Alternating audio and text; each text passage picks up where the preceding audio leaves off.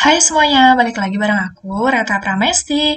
Hari ini aku mau sharing tentang gimana sih cara cerdas mengurutkan jurusan di ujian mandiri 2021. As we know that banyak banget ujian mandiri yang lagi buka, dan mungkin masih banyak yang bingung gimana sih mengurutkan secara tepat dan cerdas nih, biar bisa lulus di ujian mandiri 2021. Oke? So let's get started. Nah, seleksi mandiri. Ini knowledge aja ya, knowledge di awal. Seleksi mandiri itu adalah alternatif jurusan selain SNMPTN dan SBMPTN. Dan dilakukan secara independen, jadi tersendiri gitu ya oleh PTN. Kalau kemarin SNM dan SBM itu kan terpusat oleh LTMPT gitu ya. Ada lembaga yang membantu gitu. Nah, kalau seleksi mandiri ini berdasarkan PTN masing-masing, sehingga ada yang ada dan ada yang tidak gitu seleksi mandirinya. Oke? Nah, kuotanya juga biasanya paling besar ya dibanding jalur lain sebesar 40-50%.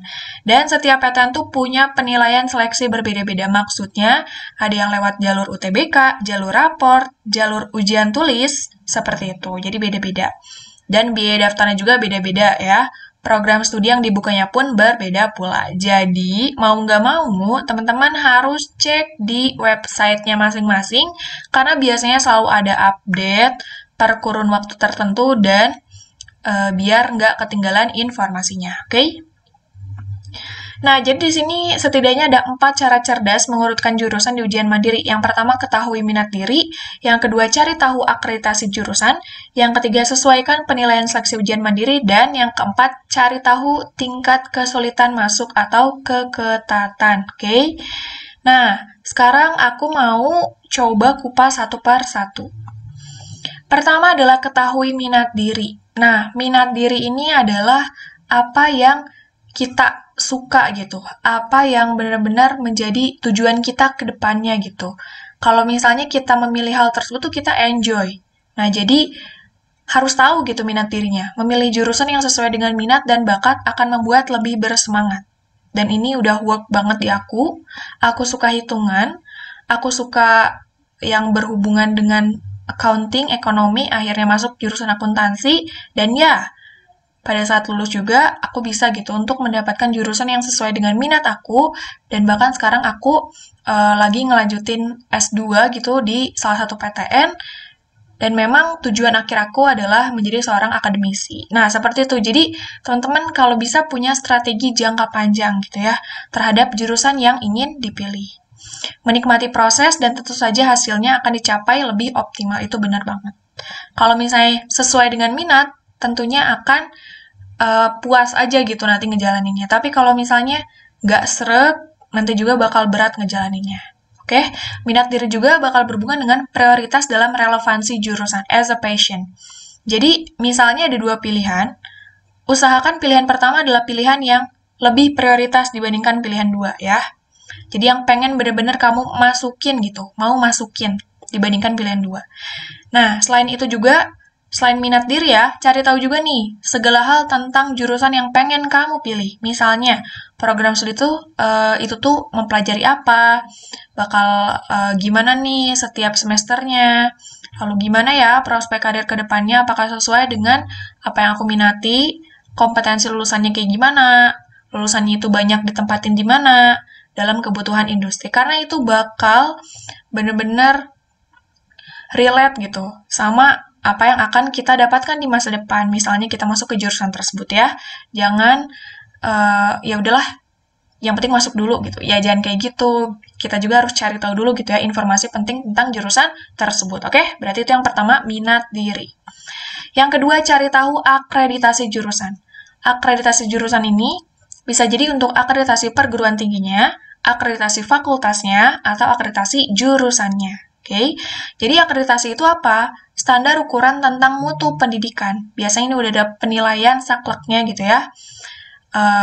Nah, bisa teman-teman cek di banpt.or.id. Nanti aku bakal liatin gitu gimana tampilan BANPT, dan usahakan urutkan dari akreditasi yang lebih tinggi. Karena gini, akreditasi itu diupdate 5 tahun sekali.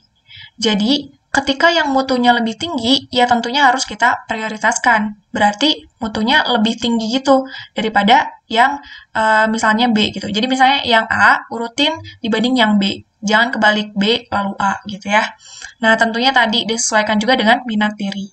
Seperti apa sih web Ban PT? Nah, kurang lebih seperti ini, banpt.or.id. Nanti tinggal masukin aja di si linknya gitu ya, di Chrome or di Opera dan lain-lain. Nanti udah masuk ke webnya, pilih data akreditasi, lalu pilih program studi atau jurusan. Nah, tinggal dimasukin aja nih, perguruan tinggi, program studi, lalu kita tinggal lihat aja, itu tuh peringkatnya udah apa, A, B, C, atau bahkan belum berakreditasi. Nah, nanti seperti itu aja, dan kita bisa bandingkan antara pilihan kita yang pertama dan kedua, oke?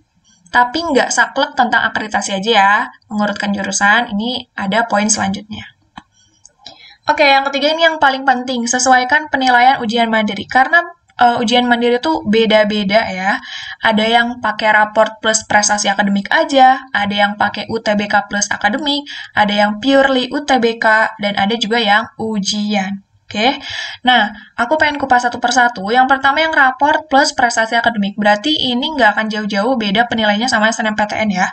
Cuma yaitu ada uang pangkal.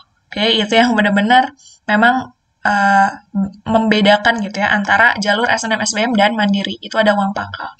Nah, jadi kita cari tahu dulu nih nilai rata-rata akhir kita itu berapa atau nilai menonjolnya itu di mana. Misalnya, nilai aku 89, menonjolnya di ekonomi. Oke, berarti aku lebih memilih atau cenderung untuk memilih jurusan yang berhubungan sama ekonomi. Oke, dan minat aku juga ekonomi. Nah, itu udah relevan ya.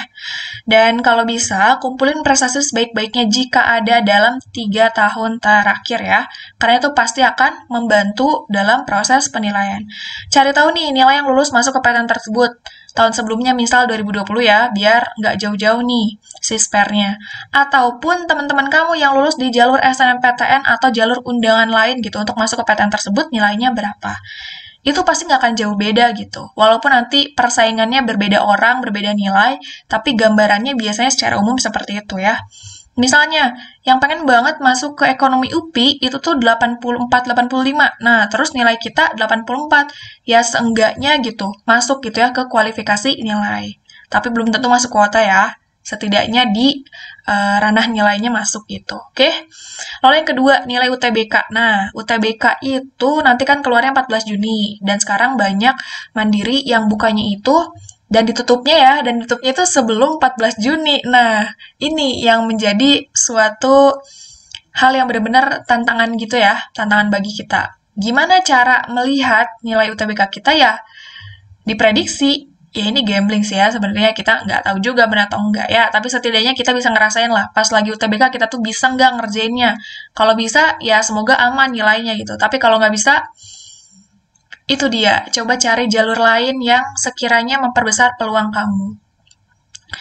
Oke, nah jadi prediksi UTBK dilihat dari seberapa banyak jawab benar, misalnya kalau setengahnya kayaknya bisa jawab benar, ya bisa jadi nilainya nanti di atas 500, tapi kalau misalnya bener-bener pesimis, ya bisa jadi sebaliknya ya. Cuma kan kita nggak tahu nih kenyataan ya, berdoa dulu aja lah ya yang pasti. Dan juga coba cek rata-rata tryout, walaupun ini nggak valid-valid banget, ya tapi setidaknya mungkin ada gambaran mirip-mirip gitu ya, TO-nya 500, ternyata UTBK 550, seperti itu.